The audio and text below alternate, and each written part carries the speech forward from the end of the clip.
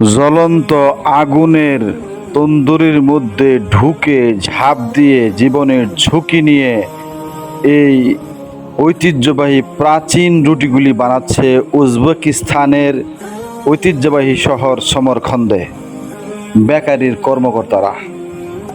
এখানে কাঠের বাটপা দিয়ে অত্যন্ত সূক্ষ্ম কারুকাজ দিয়ে সিলমোহরের মতো নকশা দিয়ে এই রুটিগুলি বানাচ্ছে এবং সেখানে আঙ্গুলের মধ্যে ভিজিয়ে তিল দিয়ে সেই রুটিগুলি বানাচ্ছে উজবেকিস্তানের এই বেকারির কর্মকর্তারা।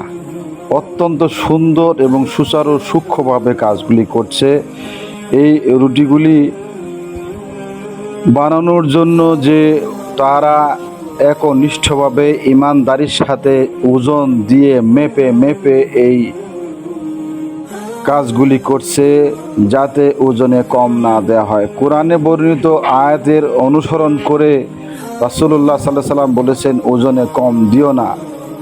এই কারণে তারা প্রত্যেকটা রুটিকে মেপে মেপে বানাচ্ছে। এখানে পর্যটকরা আসে ইসলামিক নিদর্শন দেখার জন্য এবং সেই সাথে এই সমরখন্দের রুটি বানানোর দৃশ্য দেখে।